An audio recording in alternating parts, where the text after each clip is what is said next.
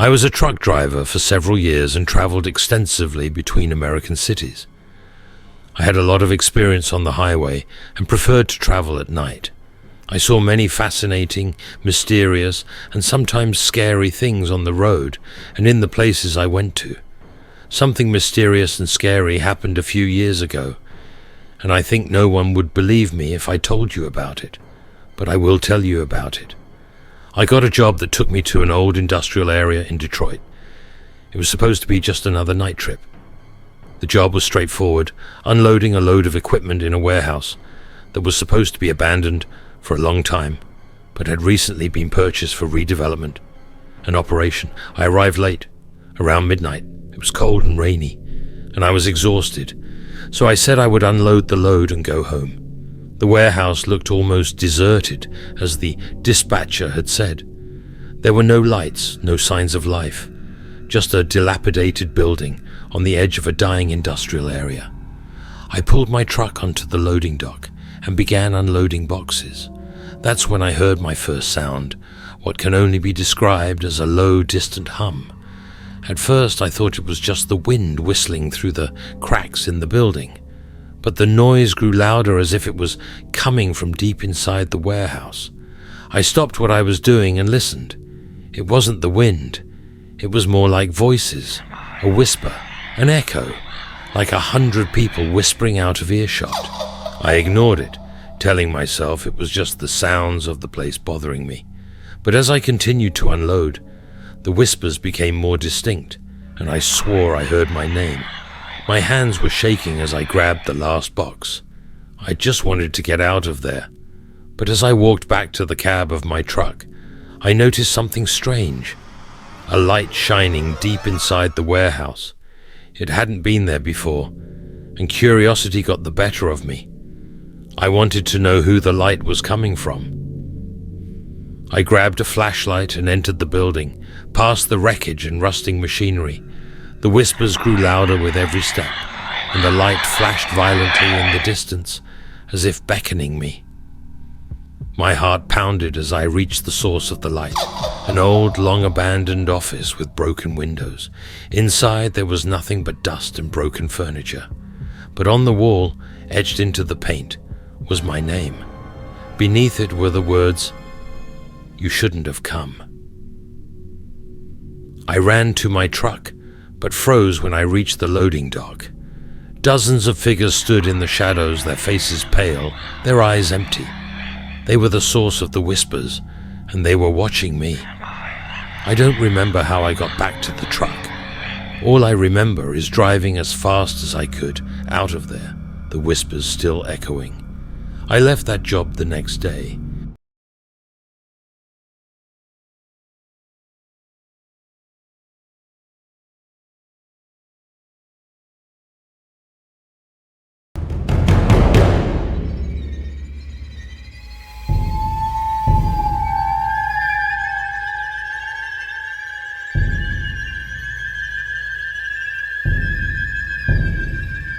I have been driving trucks for about 5 years and will never forget that experience.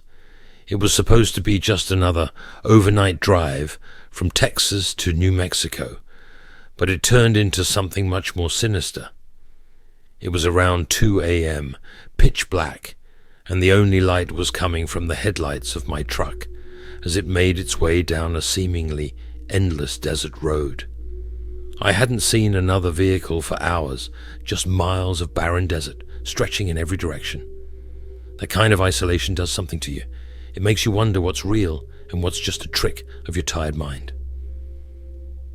As I was driving, something strange caught my eye on the side of the road, a lone figure standing completely still. At first, I thought it was just a road sign or a cactus, but as I got closer, I realized it was a man, standing completely still and looking straight ahead. His eyes were reflected in the headlights momentarily, which was enough to send a shiver down my spine. I kept driving, my heart pounding, trying to convince myself that it was nothing. Maybe he was just a drifter or a hitchhiker. But when I looked in the rearview mirror, the man was gone. I might have imagined him. It had been a long night. But then, About 15 miles later, I saw him again. He had the same spot on the side of the road, the same weird pose, as if he hadn't moved an inch. This time I slowed down and looked out the windshield for a better look. His face was pale, very pale, as if lifeless, and his eyes, there was something wrong with his eyes. They looked unnaturally large and dark, almost as if he had no pupils. I sped up, nerves completely frayed, praying I wouldn't see him again. But less than 5 minutes later, he was standing in the same spot, as if I hadn't moved an inch. I felt sick. I was trapped in some kind of loop, and no matter how far I went, there was always that person waiting for me. In a panic, I decided to pull over on the side of the road at a small rest stop right in front of us. There wasn't much there, just a dirty bathroom and a vending machine. But I figured it was better than staying on that damned highway. As I got out of the truck, I heard footsteps behind me. I turned around, but there was no one there. In a panic, I locked myself in the truck and turned on all the lights. I saw him again, standing in front of my truck. This time he was smiling, an unnaturally crooked smile. I honked the horn, but he didn't flinch. He opened his mouth, but no sound came out. I pushed the truck into reverse and sped off into the night. To this day, I still don't know who or what I saw that night, but I never took that road again, and every time I drive through the desert, I can't help but glance over to the side of the road, wondering if he's still there.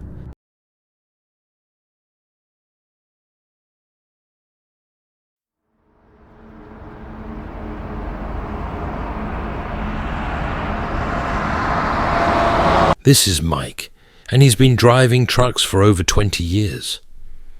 Mike says he's seen a lot of strange things on the road, but nothing quite like what happened that cold winter night in Wyoming. The story still sends chills down my spine whenever I think about it. It was late, around midnight, and I was on a long drive delivering freight from Denver to Seattle.